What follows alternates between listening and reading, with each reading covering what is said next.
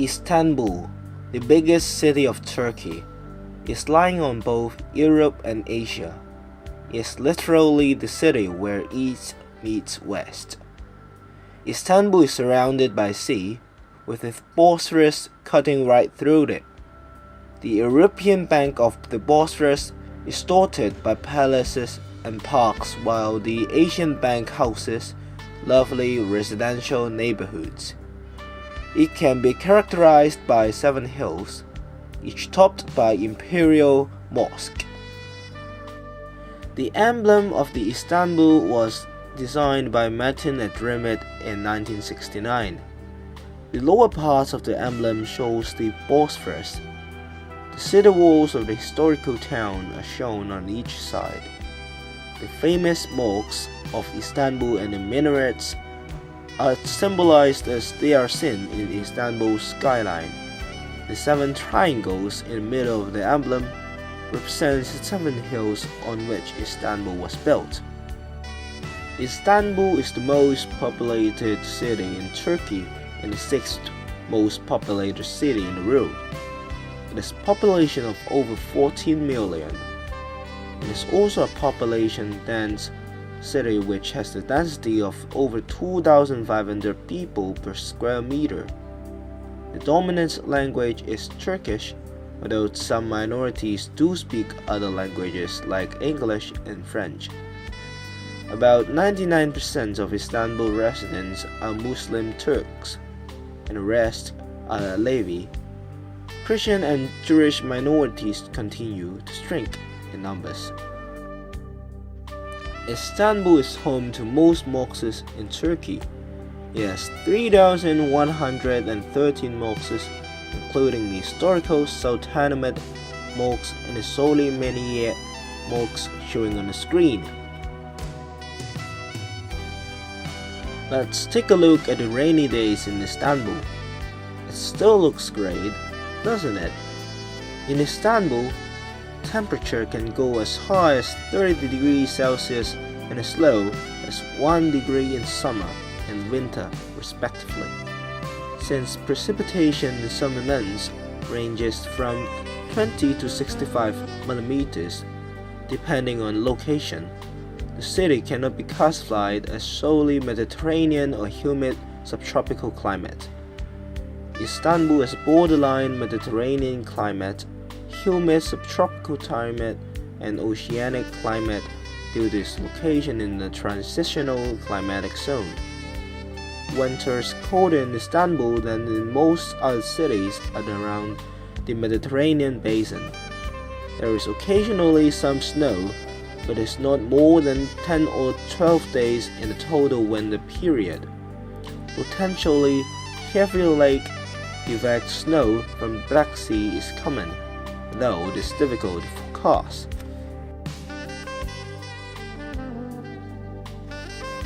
When we first look at Istanbul's pictures, the amazing historical monuments will indisputably catch our eyes. As a matter of fact, Istanbul itself has undergone a long history. Since Istanbul served as the capital of Byzantine Empire, the Latin Empire, and the Ottoman Empire, its prestigious and predominant position remains irreplaceable. The monuments and artifacts remain are waiting to be unveiled. In this part, Istanbul's commemorated religious architecture will be briefly shown. It's the 6th century masterpiece of Byzantine architecture in Istanbul. To be precise, in 537 AD, built as a Christian church, converted to a mosque in 1453, and made into a museum in the middle of the 20th century. It is the largest church in Turkey and one of the oldest, together with Hagia Aylin'i. This venerable church is also the only one that has undergone 3 different religions. Therefore, features from the Latin ones, the Eastern Orthodox ones, and the Constantinople ones all existed on this majestic and ecclesiastical monument. Also, the name Hagia Sophia carries the meaning of holy wisdom, which the name Sophia has become more common. It was first built to be influenced by Byzantine culture and its asceticism. Afterwards, due to its favorable geographical location, which was located next to the imperial palace at that time. Therefore, as one may have known, with the war declared all the times, the church would be captured. As a matter of fact, it had undergone 2 big fire accidents and a big pillage, which made artifacts and jewels were stolen. Nowadays, it is quite fortunate to say that monuments are still there. Most importantly, we can now see the coexistence and the fusion between religions, that there are mosques depicting gods and angels, and also Islamic features like minarets. It is a worthy attraction to visit once in a lifetime.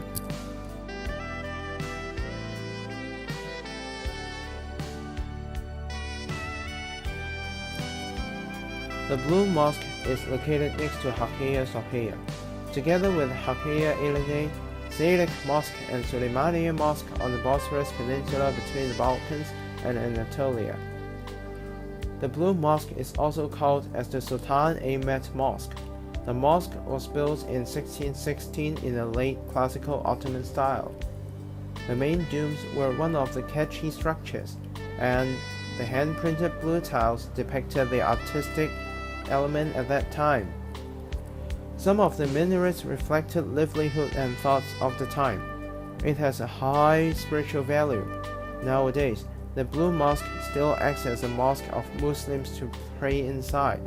Most importantly, its enormous capacity and tranquility in the courtyard have provided a comfortable environment for meditation. Istanbul is not only a place where the East meets West, but also a place where religions coexist. This makes the city wonderful and attractive. The following are some historical relics and fabulous churches and mosques. The Galata Tower by the Genoese is a medieval stone tower in Galata, Karaköy quarter of Istanbul. It is located just to the north of the Golden Horns junction with the Bosphorus. It was built in 1348 to house prisoners of war at that time. Besides, it was once the observation tower for spotting fires in the city during Ottoman period. It was commercialized in the 1960s during its final restoration. It is now one of the city's most striking landmarks, with its cone-capped cylinder that dominates the skyline and offers a 360-degree viewing gallery of the city. The 9-story tower is 66.9 meters tall and was the city's tallest structure when it was built. It looks amazing at night as well. Currently, there's a restaurant and a cafe on its upper floors which command a magnificent view of Istanbul and the Bosphorus. There is also a nightclub which hosts Turkey shows. This historical tower is definitely an important part in ancient and modern history. The Topkapi Palace is a large palace in Istanbul that was one of the major residences of the Ottoman Sultans for almost 400 years of their 624-year reign. As well as a royal residence, the palace was a setting for state occasions and royal entertainments. It is now a museum and is such a major tourist attraction. It also contains important relics of the Muslim world, including Muhammad's clock and sword. The Topkapi Palace is among the monuments contained within the historic areas of Istanbul, which became a UNESCO World Heritage Site in 1985, and is described under UNESCO's Criterion 4 as the best example of ensembles of palaces of the Ottoman period. Sultan Mehmed II established the basic layout of the palace. The palace complex is located on the promontory overlooking the Golden Horn and the Sea of Aram. It is hilly and one of the highest points close to the sea. Topkapi Palace developed over the course of centuries, with sultans adding and changing various structures and elements. The resulting asymmetry is the result of this erratic growth and change over time. This enormous palace has shown how wealthy and powerful Ottoman Empire was back then. There are not only Asian architectures, but modern architectures as well in Istanbul. Istanbul Park is a modernistic shopping mall in the northmost district, Saria. This is the first open-air city square in Turkey. It is 242,000 meters square large, and there are 291 stores. The shopping center is divided into 3 sections. The Grand Rotunda is a central entertainment space with a shell-like roof. There are kinetic water sculptures with lighting and music performance, as well as a moving stage. The Lifestyle Center is an open-air area incorporating with Central Park and Fashion District. The bazaar area is featured with a historical Turkish style.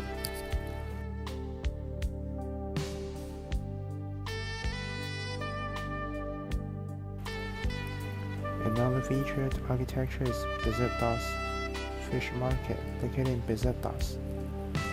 Although the market is only 320 meters square large, it attracts people by its appearance. It's constructed by a triangular-shaped concrete shell, while there is no column inside. The open-spaced area of the design is definitely one of the most unique structures in the area as well as in Istanbul. The fish market is the refreshment and the scenery of the area.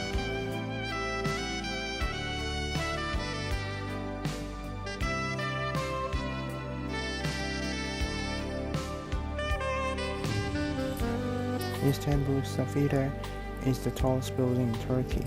It's located in the business district of Levant. It was constructed in 2010 and became the 4th tallest building in Europe. It is a combination of residential apartments and a shopping center. The building utilizes eco-friendly design. The special feature of Safire is its construction in 2 shells. The outside shell protects the inner shell from the bad weather conditions and noise. There is a garden every 3 floors between the shells. Visitors will be able to enjoy the awesome scenery of Istanbul after taking a high-speed elevator to the top floor.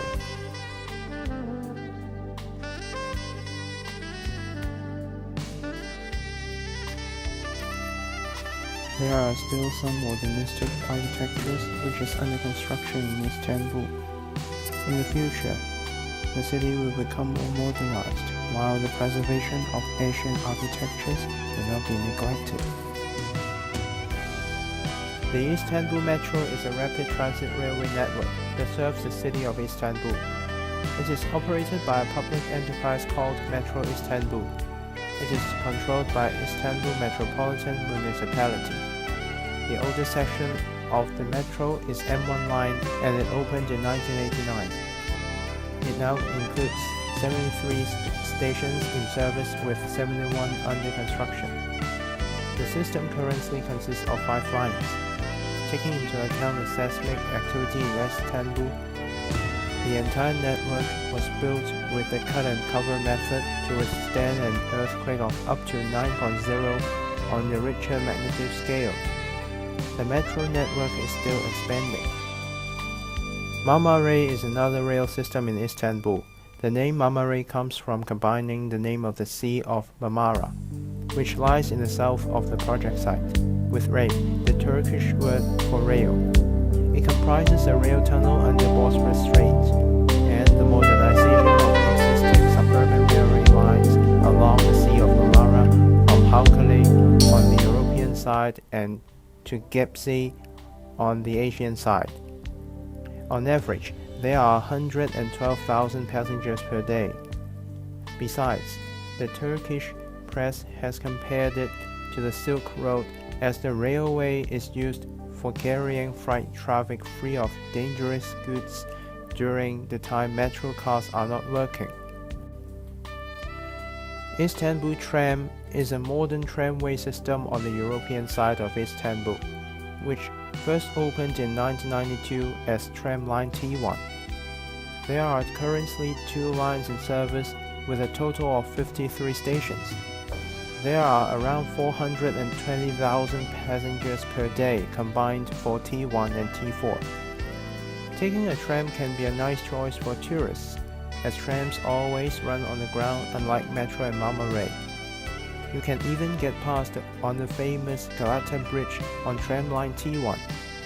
The working hours for both lines are from 6 a.m. to midnight, so it is quite convenient for citizens and tourists who have enjoyed nightlife. There are 2 funiculars in Istanbul. Tunnel is one of them. It is an underground funicular with 2 stations, connecting the quarters of Karakoy and Beyoğlu. The tunnel is the second oldest extant subterranean urban rail line in the world, as it was inaugurated on 17th of January in 1875. It is also the oldest surviving underground urban rail line in continental Europe. Let's take a look at how close the rolling stocks are when they are passing side by side through the narrow tunnel, which is 6.7 meters wide.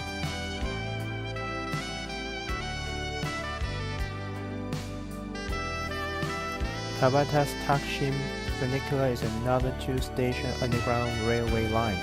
It connects the hubs at Taksim Square and Kabataş. The number of passengers per day is 30,000 between the operating hours from the morning to midnight. The metro bus is a very popular transport operated by IETT in Istanbul. The total length of all the operating routes is 50 kilometers. They scatter in both the east and the west side. It started to operate in 2007. The first route runs along the highway D100. The other routes have been developed later on. There are 8 routes with 45 stations following the ring roads in the city. The routes connect the main districts of the city like Beylikdüzü, Zevsberg, and Topkapı. It serves over 715,000 passengers daily. Although the routes were extended in 2012, it still cannot meet the large demand of passenger flow. Let's look at the water transports. The ferry boat sails on the Sea of Marmara. There are 2 types of ferry for public transport, namely the traditional one and the sea bus. The traditional ferry started to operate by a private company in 1837 and then became the public transport in 1945. It offers 11 lines. There are 38 boats, including some old steam-operated boats. It mostly serves commuters and tourists. During the trip, you can enjoy the beautiful sea view of the shores. The ferry also acts as an important element in the local culture because of its long history. Sea bus has started to operate by Edu since 1987. Unlike ferry, sea buses mainly serve for people who want to reach the other cities on the Sea of Marmara. It has higher speeds and better indoor environment, so it costs more. You can reach cities in either Asian side or European side, and the famous tourist attraction Prince Island by taking sea buses. Cable car mainly serves tourists. There are 2 lines, namely Matska Gondola and Eyüp Gondola. The former one has started to operate since 1993, and it travels between Taksim and Matska. This line offers the scenic view of Matska Democracy Park. Eyüp Gondola has started to operate since 2005. It travels between Eyüp and the Pieloti Hill. During the trip, you can see the coast of Golden Horn. Undoubtedly, Istanbul is a place where the East meets West. After showing slides of magnificent buildings, we do see mosaics, artifacts, and paintings featuring both Eastern and Western characteristics. Also, from the presentation, we can see that the city is mainly composed of historical heritages. For example, the Galata Tower, Topkapi Tower, and the Hagia Sophia, etc. There is no small part down to the government's stringent regulation in preserving the historical sites, thus getting the UNESCO inscription as one of the World Heritage in 1985. Next, we would like to make a comparison between Istanbul and Hong Kong's architecture. Frankly speaking, Istanbul and Hong Kong are both more developed cities. However, they possess different advantages, as Istanbul mainly focuses on preserving its own historical sites and makes clear classification on the city's history to differentiate its different periods of changes. On the contrary, Hong Kong is an innovative and vibrant city, which it puts its emphasis on building high-rise buildings like skyscrapers, International Commercial Center, an example like International Financial Center, Nina Tower and the Arc, etc.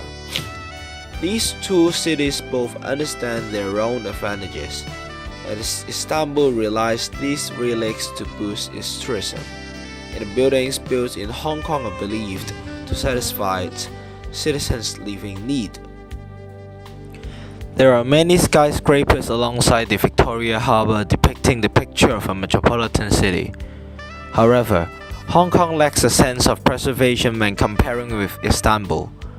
Istanbul government makes every effort to preserve the historic beauty. In contrast, Hong Kong government somehow neglects the need for preservation, which limits the integrity of history.